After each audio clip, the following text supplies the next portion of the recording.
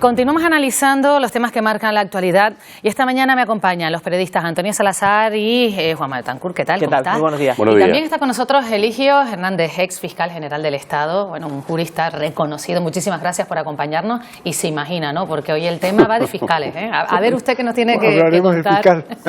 ¿Qué nos tiene que contar? Porque, bueno, la actualidad manda y vamos a hablar de lo que ha ocurrido. El magistrado del Tribunal Supremo Ángel Hurtado ha procesado al fiscal general del Estado, Álvaro García Ortiz, acusado de un delito de revelación de secretos por las filtraciones relacionadas con el caso de la pareja de Isabel Díaz Ayuso. El juez procesa al fiscal general del Estado por filtrar datos del novio de Ayuso. Para el ministro Bolaños, el Estado de Derecho contempla la presunción de inocencia. Desde luego el Gobierno, entre los fiscales y los defraudadores confesos, está con los fiscales que persiguen el delito. Eso sin ninguna duda. Y por tanto nuestra confianza plena en el fiscal general del Estado y también en la Fiscalía en su conjunto. Confianza del Gobierno de España en el fiscal general del Estado y vuelvo a repetir, al final la verdad relucirá.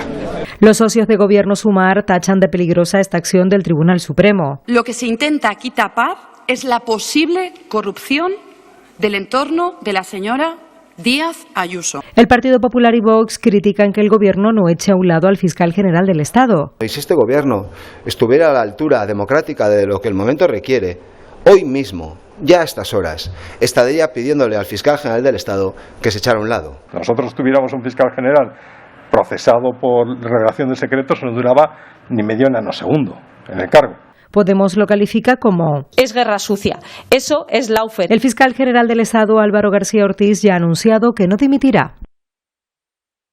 Pues le vamos a preguntar directamente a Eligio Hernández, ex fiscal general del Estado. Usted ha tenido ese puesto, se le presumen una serie de valores y claro, ver procesado a un fiscal general del Estado, ¿cómo lo ve usted? Él no tiene precedentes en la historia judicial de España. No ya en los periodos democráticos, sino incluso desde 1812 que se empieza a configurar la figura del fiscal del Estado. Yo no he conocido un fiscal que haya estado en la situación actual. No es propiamente procesado lo que ha hecho el juez Hurtado, equivale al procesamiento, pero ha elevado las diligencias previas a procedimiento abreviado que aboca inevitablemente a la apertura de juicio oral, para el cual solo le ha bastado al fiscal general, al juez Hurtado, que haya indicios racionales de criminalidad, una frase que ya acuñó la ley orgánica, la ley de enjuiciamiento criminal de 1882, una gran ley. Por lo tanto, yo he sostenido que aunque él crea y esté convencido de que le asiste la razón, debió haber dimitido. ¿Sí? Para preservar el prestigio de la carrera fiscal. Pues no dimite y el Gobierno lo apoya, ¿eh? Sí, pero yo creo que es un error, porque el Consejo Fiscal que representa la carrera fiscal y las acciones mayoritarias le han pedido que dimita. Yo no hubiese tenido la menor duda de dimitir, no ahora que se ha abierto o se va a abrir el juicio oral, mucho antes, desde que haya un procedimiento penal contra él, debió haber dimitido. Ya digo, con independencia de que luego sea o no absuelto por el Tribunal Supremo cuando haya juicio, pero es que el prestigio del Ministerio Fiscal ha resultado y está resultando herido. Señor Hernández, usted claro, diferencia, yo creo que es un asunto muy interesante, el asunto en sí y luego el contexto, ¿no? El contexto es que un fiscal general tiene que declarar ante otro fiscal, ante un compañero. Esta es una situación pues, difícilmente gestionable, ¿no? Y luego está digamos, la potencia de esos indicios de criminalidad que el juez Hurtado ha señalado, ¿no? Y que es un poco la línea de defensa del fiscal general en la medida en que, bueno, parece que hubo otras personas que tuvieron acceso a ese expediente que fue filtrado y tal, y que eso, digamos, que extiende, digamos, la posibilidad de la filtración a otros interlocutores. ¿Esto usted cómo lo ve? ¿Qué le parece más grave de los dos asuntos? Es la gran contradicción. En ese procedimiento penal va a intervenir un fiscal, presumiblemente para pedir el sobreseimiento y la absolución del fiscal general del Estado. Pero es una gran contradicción. El fiscal va a intervenir contra su superior jerárquico, lo cual el principio de imparcialidad que rige el Ministerio Fiscal resulta gravemente perturbado. Y se da la siguiente circunstancia. Probablemente el fiscal general suspenderá de sus funciones a la fiscal de Madrid aplicando el reglamento del Ministerio Fiscal. La suspenderá de funciones al estar incursa en un procedimiento penal para vía judicial. Es decir, que se da la circunstancia, de que se va a suspender a la fiscal de Madrid y sin embargo él continúa en el cargo. ¿Y cómo lo explicamos? ¿Así funciona? Pues es una contradicción que en definitiva lesiona la justicia en general y la imagen del Ministerio Fiscal. Por eso digo yo que lo mejor hubiese sido una dimisión. No se le puede cesar como algunos han defendido. El gobierno no puede cesar al fiscal del Estado. O él dimite o permanece en su cargo. Pero se va a dar una contradicción. Yo creo que tengo mi opinión de por qué este hombre que está sufriendo un calvario, porque este hombre se resiste numantinamente a... ¿Y por qué cree? Yo lo voy a decir, sí. Lo voy a decir. Ya lo dije anoche y en otras entrevistas. Yo creo que desde el gobierno le han indicado que resista, porque en su día el Tribunal Constitucional se encargará de revocar lo que haga el Tribunal Supremo. Y en esa confianza, pues el hombre está sufriendo una presión tremenda de su propia carrera y está resistiendo. Pero yo no comprendo cómo ha adoptado esa postura. Una cuestión, don Eligio, porque me sorprende del auto que subraye la escasa entidad del fin perseguido con la revelación de secretos, ¿no? Que en realidad lo que viene a decir es imponer el relato. ¿Existe algún supuesto en el que se pueda justificar la revelación de datos de un particular?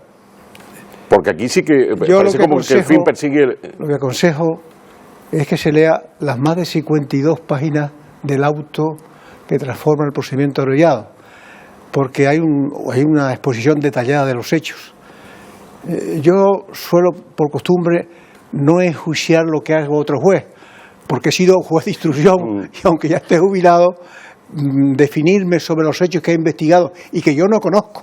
Pero no es tanto el caso concreto, sino en un aspecto más genérico, ¿no? Porque parece que se agrava el hecho de que el fin que se perseguía no tenía demasiada, que era imponer el relato, ¿no? Sí. Da la sensación de que si el fin que se persiguiese fuese superior, el delito probablemente no tendría la misma... El juez Hurtado no ha tenido, al menos en el estudio del auto, no ha tenido esa intención. No ha tenido esa finalidad. Él expone unos hechos y hace lo que hace un juez instructor, hacer una subsunción rigurosa de los hechos en el tipo penal de la revelación de secretos y llegar a la conclusión de que existen indicios de criminalidad en que se ha cometido ese delito. Y entonces, bueno, pues ha acordado pasarlo ahora a las acusaciones particulares y al Ministerio Fiscal para luego dictar el auto de apertura de juicio oral. Señor Hernández, usted ha hecho una afirmación, bastante verosímil, ¿no? Que indica un poco que yo lo invito a una lectura, ¿no? Usted ha dicho que el fiscal general del Estado resiste en el cargo porque el gobierno le ha dicho que aguante porque luego el Tribunal Constitucional, pues digamos, revocará la condena. Usted en el fondo está diciendo dos cosas: que el Supremo lo va a condenar y que el Constitucional, con la actual mayoría, va a revocar esa condena.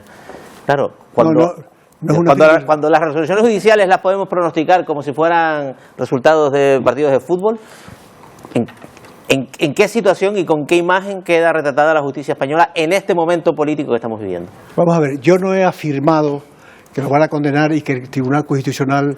Que el gobierno le ha dicho que es lo que va a pasar. Efectivamente. Yo lo que digo es que opino que eso es lo que puede estar pasando, lo cual... será o no verdad, ya la realidad lo demostrará. Es decir, yo soy incapaz de afirmar si va a ser absuelto o condenado y si el Tribunal Constitucional lo va a revocar. Lo que sí digo es que resulta tremendamente grave que se sepa de antemano lo que puede resolver o lo que podría resolver el Tribunal Constitucional. Entonces, bueno... ¿Y el Supremo previamente? Ya he defendido que, en mi opinión, ha fracasado el Tribunal Constitucional, el Consejo del Poder Judicial y la Fiscalía del Estado. Vengo defendiendo desde hace mucho tiempo que debió de haberse adoptado la Constitución del sistema judicial de la Segunda República, que es el más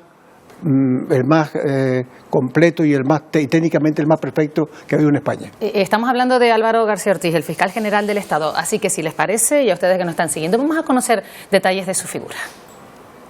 La investigación a Álvaro García Ortiz, fiscal general del Estado, por un presunto delito de revelación de secretos al difundir información del presunto fraude fiscal de la pareja de Isabel Díaz Ayuso, marca un antes y un después.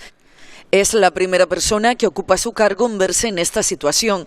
García Ortiz empezó a ser conocido a partir de 2004, cuando se especializó en medio ambiente del Tribunal Superior de Justicia de Galicia.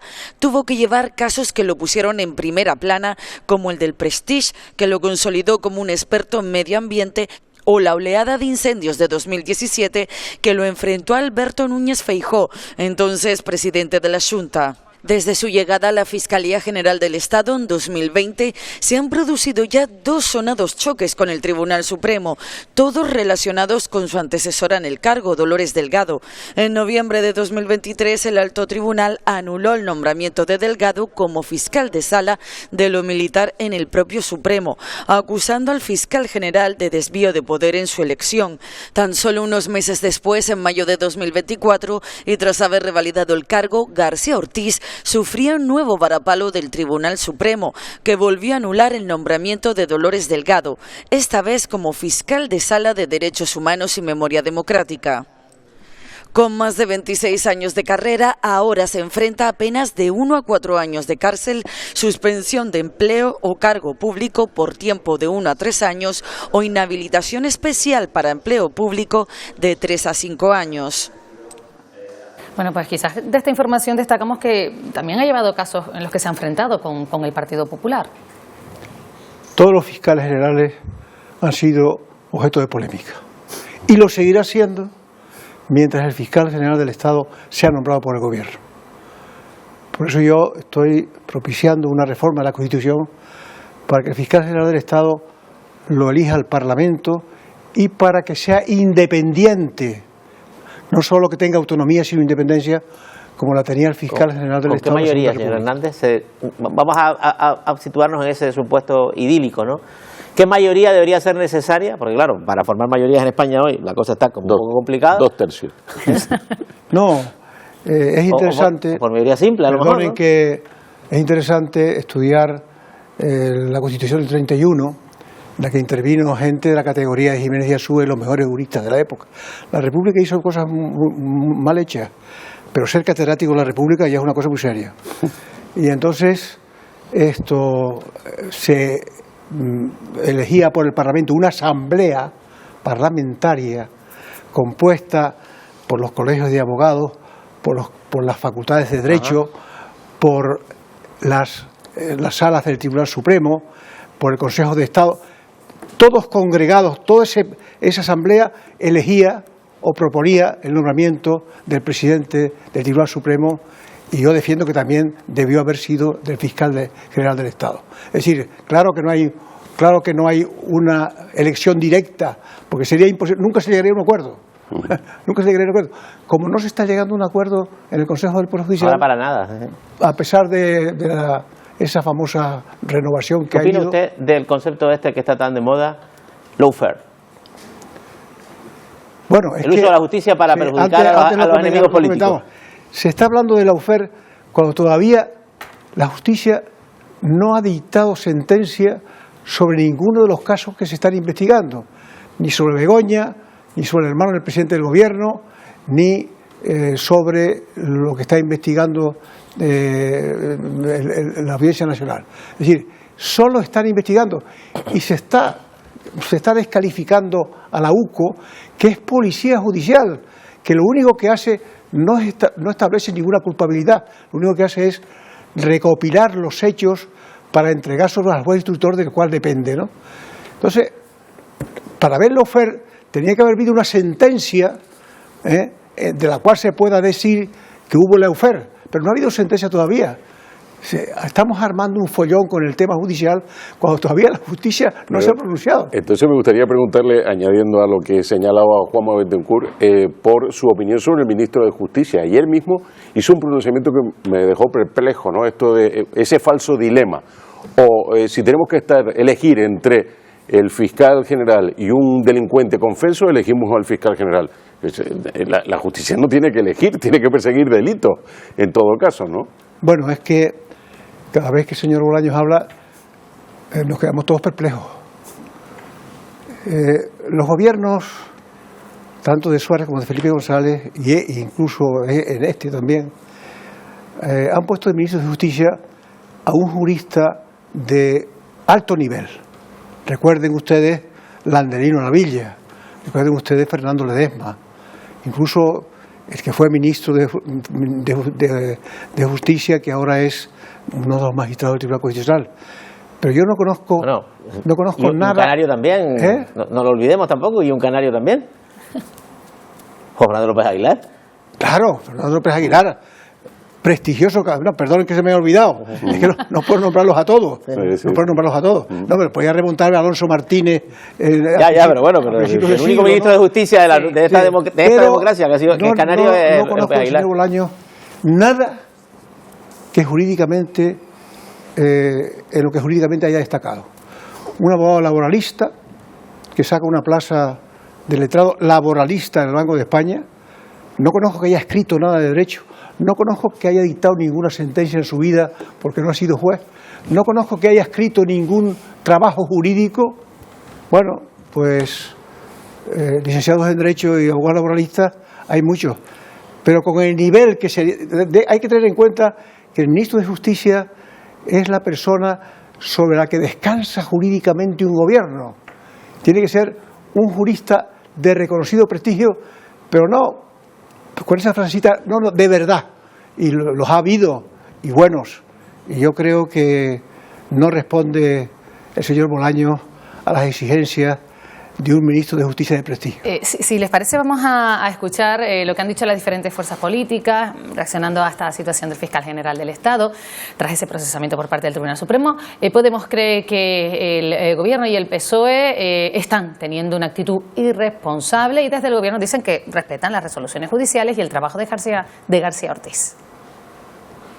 Sabéis que tenemos todo el respeto absoluto a todas las resoluciones judiciales y también al trabajo extraordinario que está realizando el fiscal general del Estado. Muchas gracias. No puede ser que en este país haya este nivel de guerra sucia por parte de sectores golpistas, antidemocráticos y reaccionarios atrincherados en el poder judicial y en el poder mediático en nuestro país. Si hoy nos estamos enfrentando a la situación de que hay un fiscal general del Estado que se puede tener que sentar en el banquillo, es porque hay sectores golpistas tomando este tipo de decisiones completamente antidemocráticas, porque mandan aunque no gobiernan y porque mandan sin presentarse a las elecciones. ¿Qué le parece, Eligio, esta reacción? Bueno, oír a esta señora, yo ya estoy acostumbrado a los disparates que dice, pero dice que los jueces no son elegidos. El sistema de elección solo existe en Estados Unidos y funciona porque lleva 200 años. Aquí sería inimaginable que los jueces fueran elegidos por el pueblo. ¿Se imaginan ustedes a los abogados yendo por los partidos judiciales haciendo campaña electoral? Tienen dinero para eso. Pero existe el sistema de oposiciones que garantiza la independencia. Se equivocan. El señor Bolaños y el señor Sánchez, si creen que van a controlar a los jueces y fiscales porque van a hacer más fácil la oposición, se equivocan. Porque cuando alguien que aprueba una oposición, aunque sea por un método, digamos, menguante, cuando la aprueba, cuando adquiere el poder que adquiere un juez, ya no está dispuesto a compartirlo con nadie.